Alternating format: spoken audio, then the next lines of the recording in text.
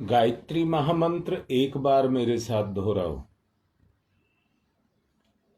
ओम भूर्भुवः स्वः तस्य वितुर्वरेण्यं भर्गो देवस्य धीमहि धियो यो नः प्रचोदयात्। बुलबुला दो चीज से मिलकर के बनता है, एक पानी की परत और दूसरा हवा।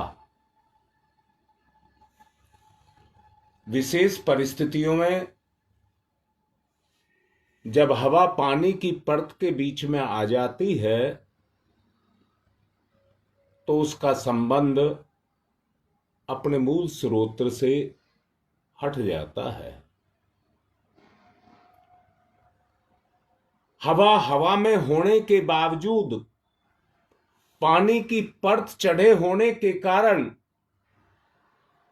अपने उस तत्व में मिल नहीं पाती।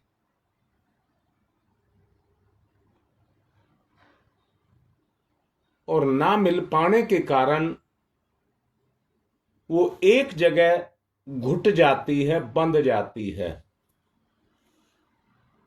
ऐसे ही इस मानव शरीर को विशेष कारणों के कारण इस आत्मा को धारण करना पड़ा है। जैसा आप सब मानते भी हैं और जानते भी हैं, उन्हीं विशेष परिस्थितियों के कारण, जिनके कारण हमको ये मानव शरीर धारण करना पड़ा, उन्हीं परिस्थितियों में आकर के हम शरीर में बंध करके रह जाते हैं और शरीर की इच्छाएं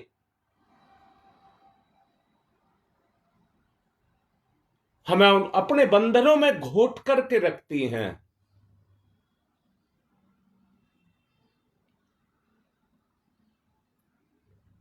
उसी ईश्वर के सिद्धांत के अनुसार हमने इस शरीर को वर्ण तो किया है, परंतु हमने इसका निर्माण नहीं किया है।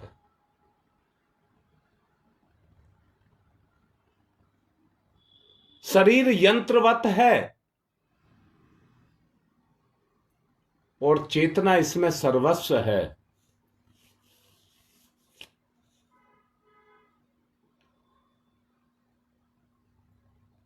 शरीर यंत्र है और इसको चलाने के लिए मन तंत्र है। शरीर यंत्र है और इसको चलाने के लिए मन इसका तंत्र है। उसके सिस्टम में हम बंधे हैं। अगर ऐसा ना होता, पादप और गुल्मों की तरह से जीव इस शरीर में जन्म लेता और मृत्यु को प्राप्त हो जाता। ये आवागमन का चक्र एक जगह स्थिर रह करके रह जाता।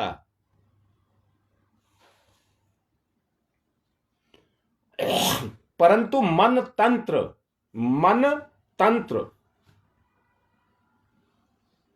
उसके द्वारा ही इसकी गति है।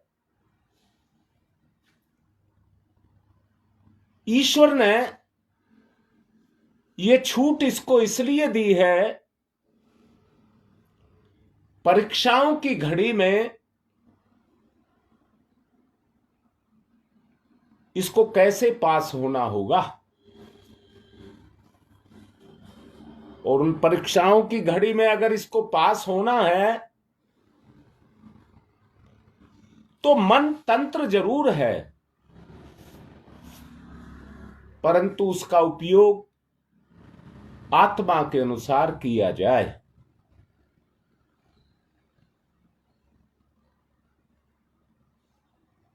मैं यहां एक बात कहूंगा, जरा ध्यान देना मेरी बात पर। हम शरीर बना तो नहीं सकते, पर अपनी इच्छा के अनुसार इसको चला तो सकते हैं। अपनी इच्छा कहाँ है? और उस इच्छा में वो इच्छा आपकी किसकी तरफ है? संसार की तरफ या आत्मा की तरफ? कोई बंधन नहीं है। आप इसका जैसा मर्जी उपयोग करें। विचार शक्ति, इच्छा शक्ति जैसी चेतना का निर्माण हम कर सकते हैं। विचार शक्ति और इच्छा शक्ति, उनका निर्माण हम कर सकते हैं। रविवार को आपको अभ्यास कराया गया था।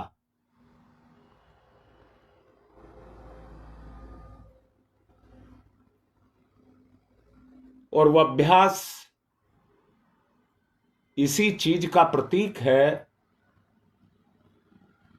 कि कैसे हम अपनी विचार शक्ति और इच्छा शक्ति को उस दिशा में प्रेरित करें जिसमें हम अपने आप को बुद्धिमान कह सकें।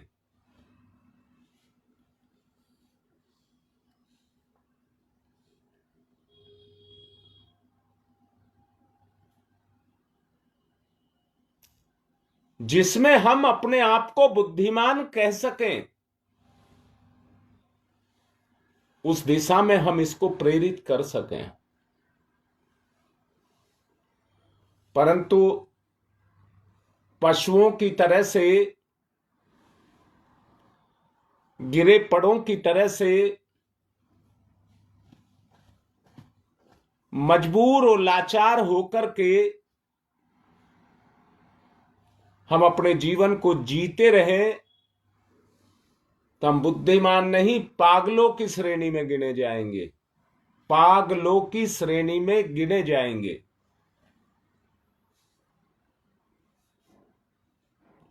मानसिक क्षमता का आप कैसा भी उपयोग कर सकते हैं। अपनी मानसिक क्षमता का आप कैसा भी उपयोग कर सकते हैं,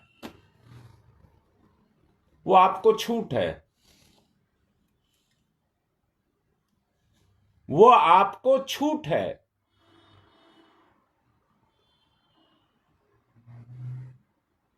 आदमी के सामने बहुत सारी लाचारी और मजबूरी है, और वो बाहर की लाचारी नहीं कह रहा, अपने अंदर की लाचारियों की बात मैं आपसे कर रहा हूं।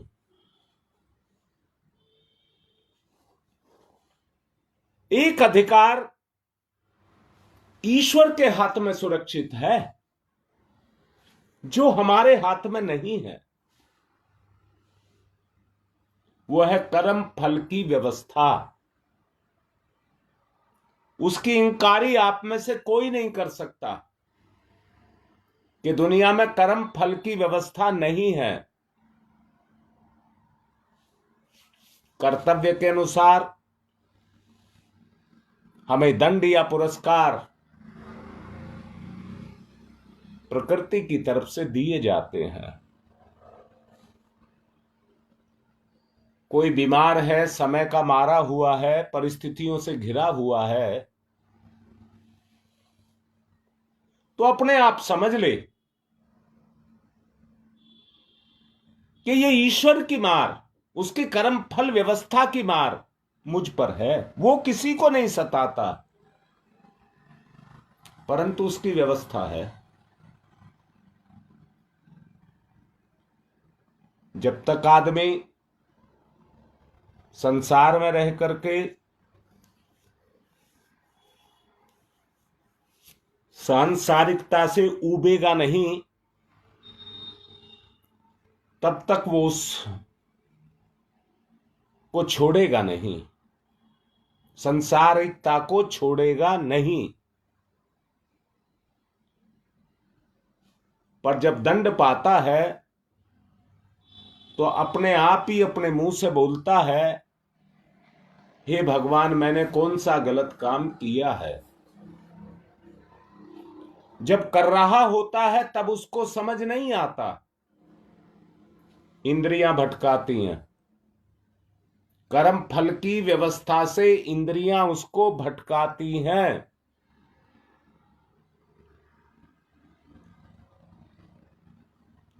इसी चौराहे से आदमी भटक जाता है और भटक करके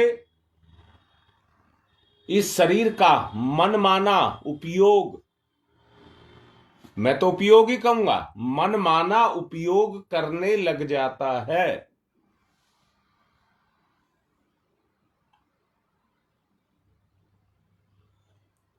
जो आकर्षक लगती है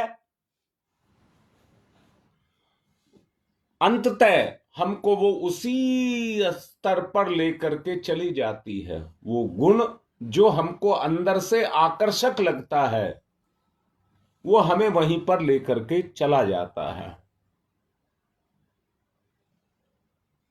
कटीली झाड़ियों से भरे जंगल में, चिपकन और सड़न से भरे दलदल में हमें ले जा करके गिरा देता है।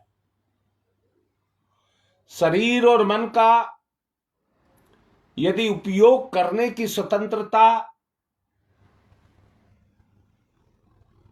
ईश्वर ने दी है तो वो इसलिए दी है कि हम अपने जीवन का लक्ष्य निर्धारित कर सकें। चाहे आत्महत्या आप करना चाहें तो आत्महत्या कर सकते हैं, और आप चाहें तो अपने आप को अमर भी कर सकते हैं। वैसे तो कहा जाता है आदमी ऐसे काम कर जाए जो परमात्मा के अनुकूल या आत्मा के अनुकूल हो, उन कर्मों से आदमी का शरीर तो चला जाता है, समय भी बदल जाता है, परंतु वो कर्म जो आत्मा के स्तर पर किया जाता है वो कभी बदलता नहीं है।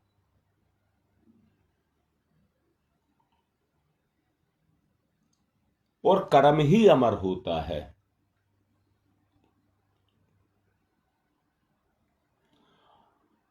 आत्म साधना में निरत होकर के जो व्यक्ति अपने जीवन को जीते हैं वो अपनी साधना में देवत्व को उतार लेते हैं।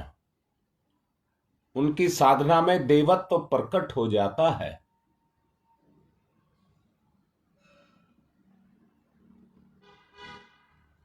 दोनों में से आप किसी भी मार्ग पर चलने की छूट ले सकते हैं।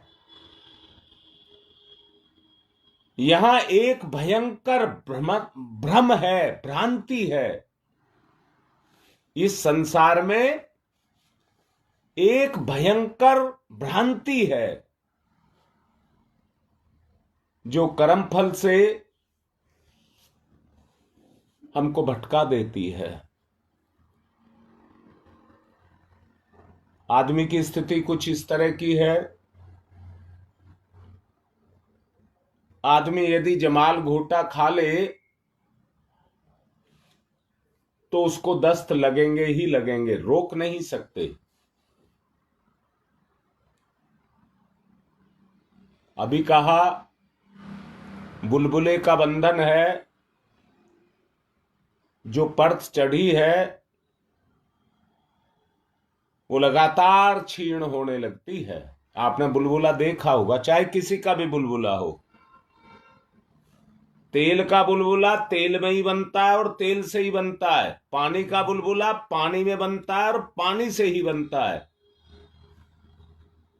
आप देख लेना, तेल का बुलबुला पानी में नहीं बनेगा और पानी का बुलबुला तेल में नहीं बनेगा। वो ही उसके लिए बंधन हो जाता है।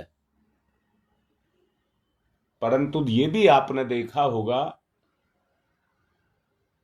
जो पानी की परत है वो समय के साथ क्षीण होने लग जाती है, और जब क्षीण होकर के अंदर के दबाव को सहन नहीं कर पाती तो फट जाती है। पानी पानी में चला जाता है और वायु वायु में चली जाती है। परंतु मैंने कहा परत क्षीण होने के बाद अगर हम शरीर का उपयोग संसार में कर रहे हैं, यानी कि लोभ मोह भोग में कर रहे हैं, तो वो परत कमजोर नहीं होती है और मजबूत हो जाती है। स्वार्थों का त्याग, स्वार्थों का त्याग, प्रलोभनों का त्याग, भोगों का त्याग,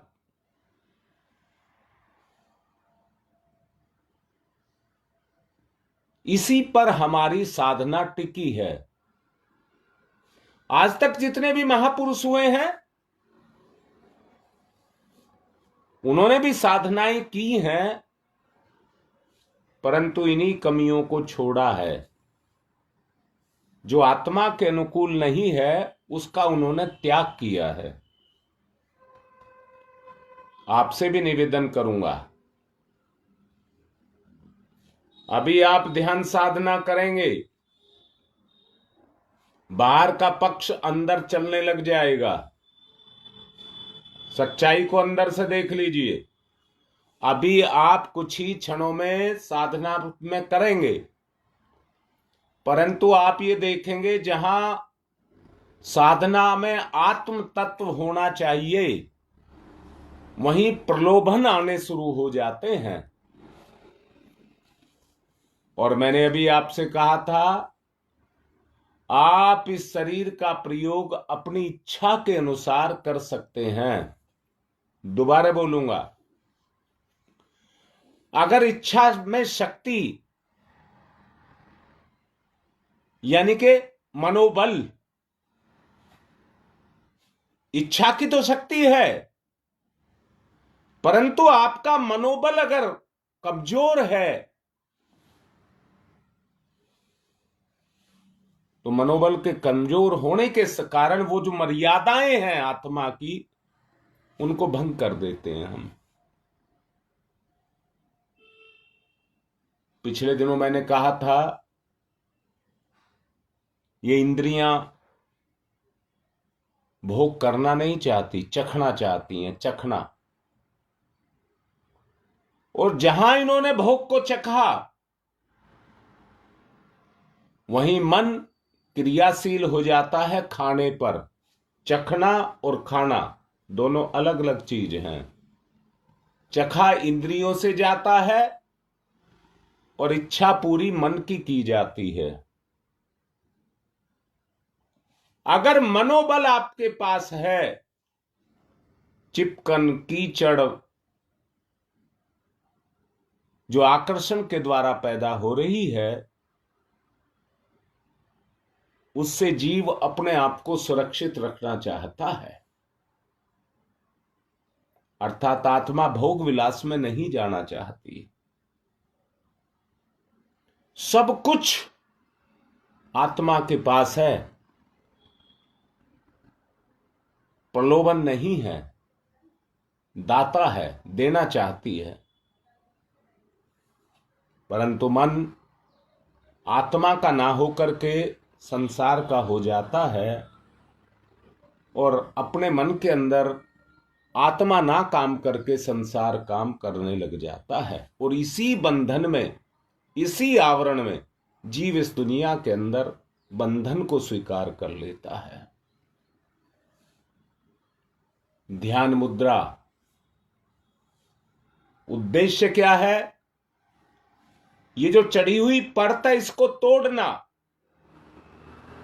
ओंकार के नाद के माध्यम से इस परत को तोड़ना। इच्छा शक्ति को अगर काबू करेगा तो आपका मनोबल काम करेगा।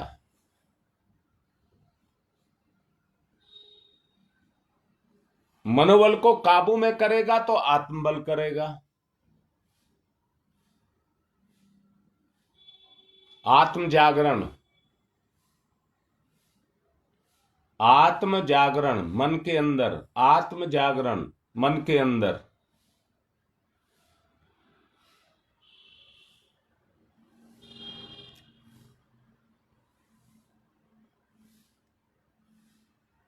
क्रियाशीलता, आत्मा की क्रियाशीलता, मन की नहीं कहा है।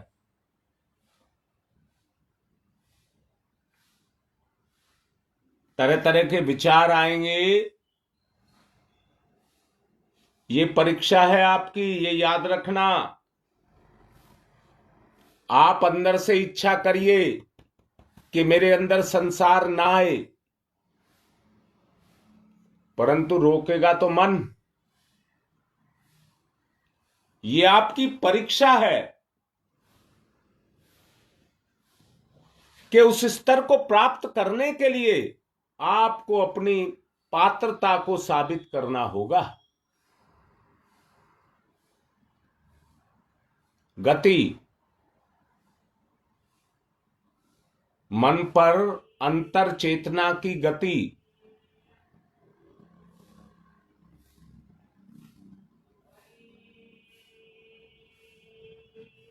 ओ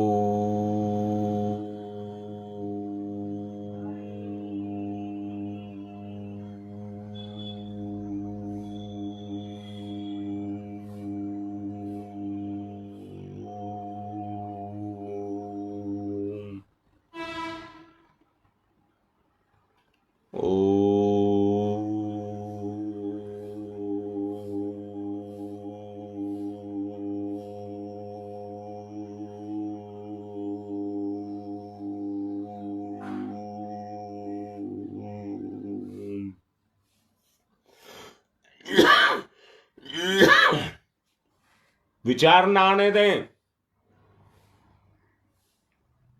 आत्मा के विचारों को खुली छूट दें। बाहर के संसार के विचार ना आने दें। रगड़िए। ओ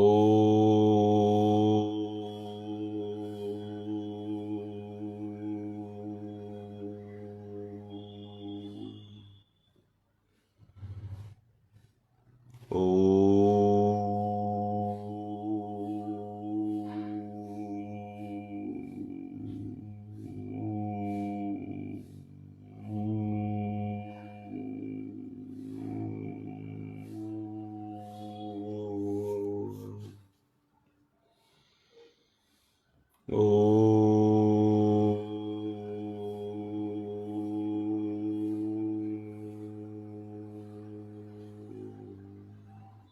भटके नहीं, हिम्मत को जगाएं।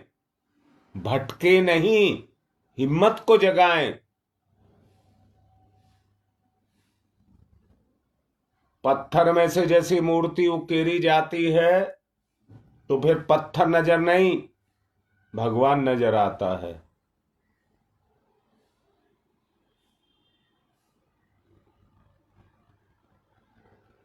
ओ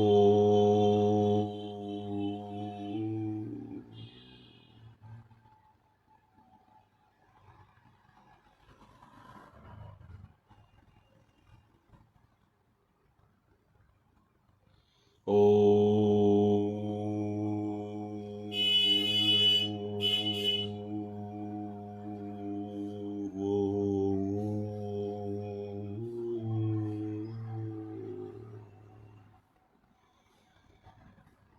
भयंकर भ्रांति से बचें, भयंकर भ्रांति से बचें। ईश्वर की तरफ चलें, आत्मीय गुणों की तरफ चलें। ईश्वर माने आत्मीय गुण, उनकी तरफ चलिए। मत रोकिए उनको, उनको रोकिए, अपनी गति करिए। ओ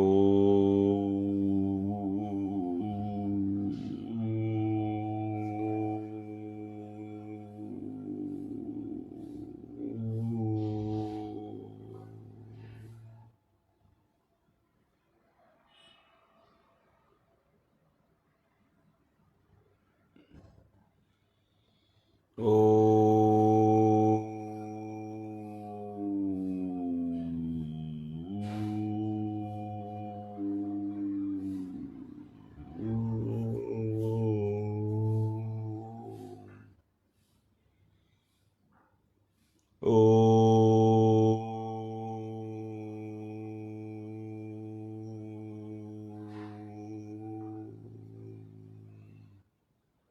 हर किसी को स्वतंत्रता है वो विष पिए या अमृत पिए।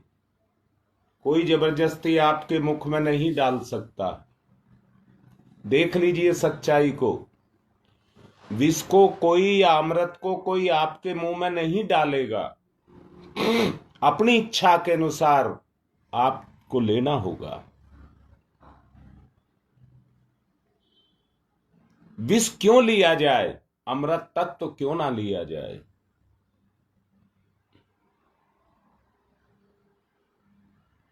ओ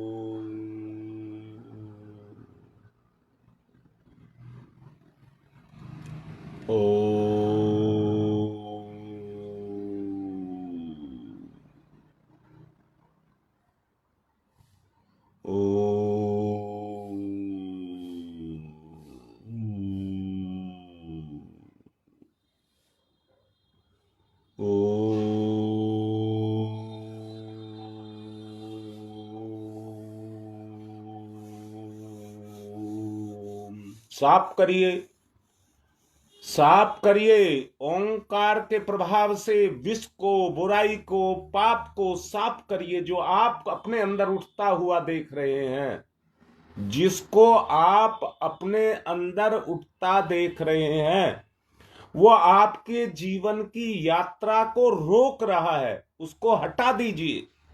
इतना दबाव डालिए कि वो काम ना कर पाए। ओ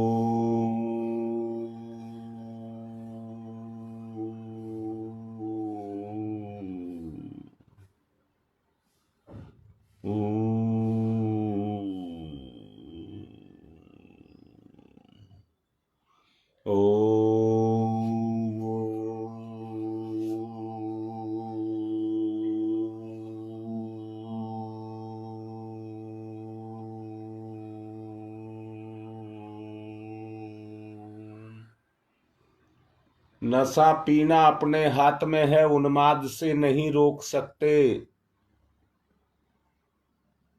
इस पाप के नशे को रोकिए, जिसका प्रभाव हमारी चेतना पर चढ़ा है। बाकी नशे तो समय के अनुसार उतर जाते हैं। इस नशे का उतारना बहुत आसान नहीं है।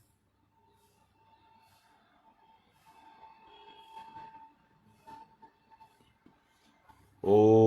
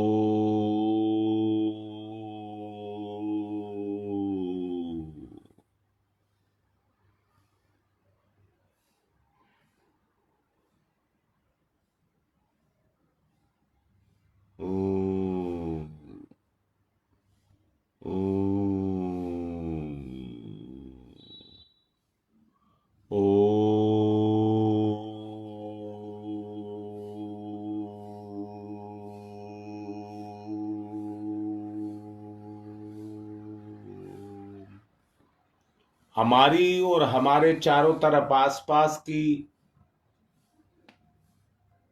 एक इच्छा बनी रहती है कि हम पाप करें और पाप से सुख भोगें, जिंदगी का मौज और मजा लें। परंतु एक चीज को भूल जाते हैं, कर्म फल की अपनी व्यवस्था है, जिसके दौर से आपको गुजरना ही होगा।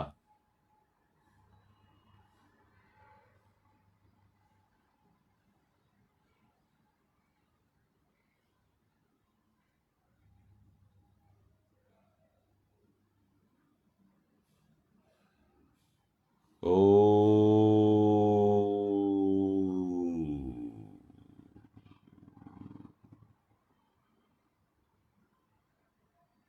ओ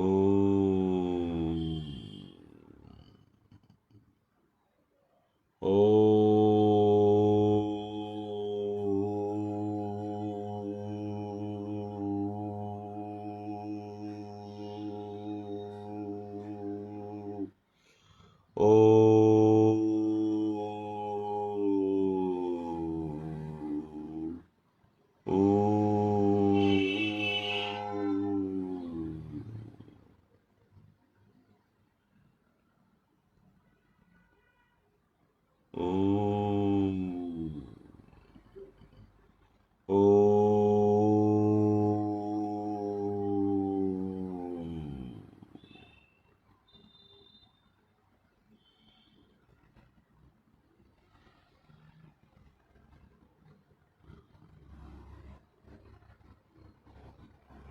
ओ ओ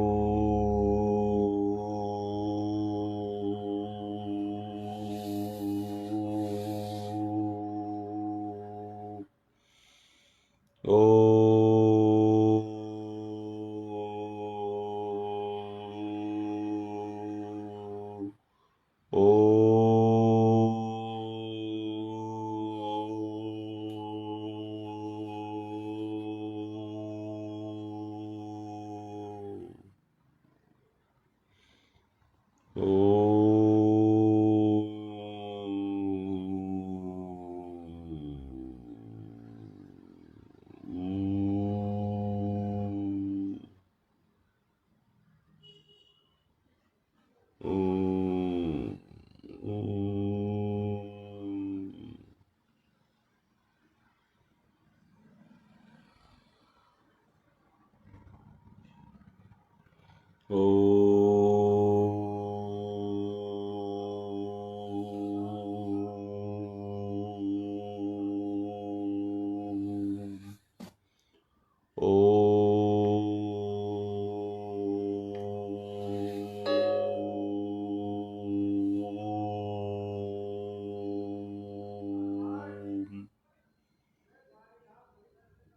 ओ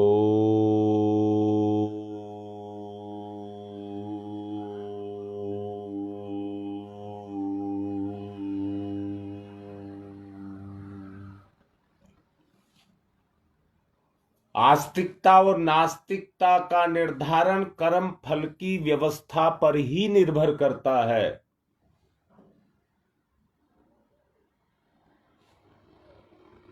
जब आपको अभी देखिए अपने अंदर झांक करके कि आपकी अंतर चेतना को इंद्रियां और मन किस तरफ लेकर के जा रहे हैं, यहीं से आप अंदाजा लगाइए हम कितने आस्तिक हैं। अगर आप रोक करके, पतन को रोक करके और उत्थान की तरफ चलने शुरू हो गए, आत्मा की तरफ चलने शुरू हो गए, तो नास्तिकता मिटने लग जाएगी, आस्था बढ़ने लग जाएगी, रिजल्ट आएंगे, परिणाम मिलेगा तो विश्वास जगेगा।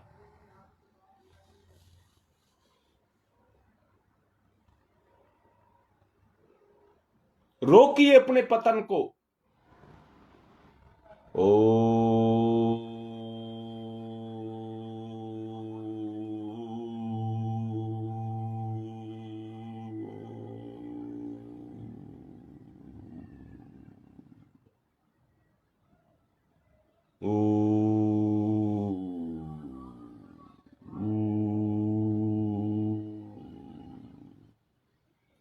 ओम तमसो मा ज्योतिर्गमय, तमसो मा ज्योतिर्गमय, तमसो मा ज्योतिर्गमय, असतो मा सद्गमय, असतो मा सद्गमय, असतो मा सद्गमय, मृत्योर्मामृतं गमयः, मृत्योर्मामृतं गमयः, मृत्योर्मामृतं गमयः।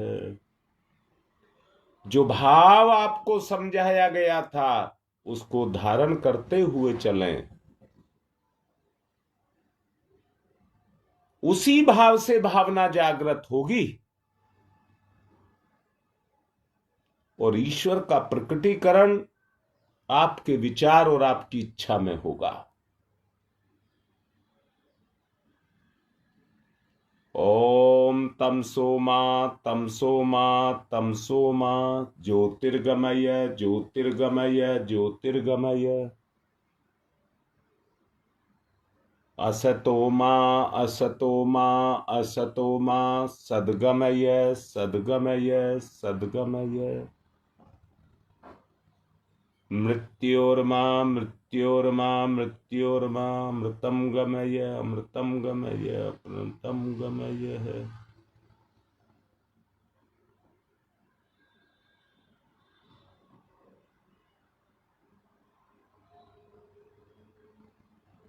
तमसो मा ज्योतिर्गमय, अस्तो मा सद्गमय, मृत्योर्मा अमृतं गमय है। भाव में रमे रहें। दोनों हाथ रगड़े, मुख पर फिराएं।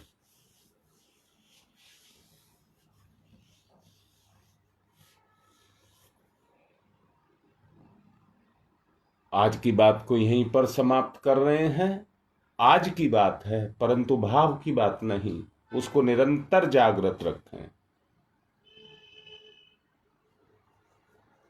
ये परम पुरुषार्थ कहलाता है। इस पुरुषार्थ को सब करें।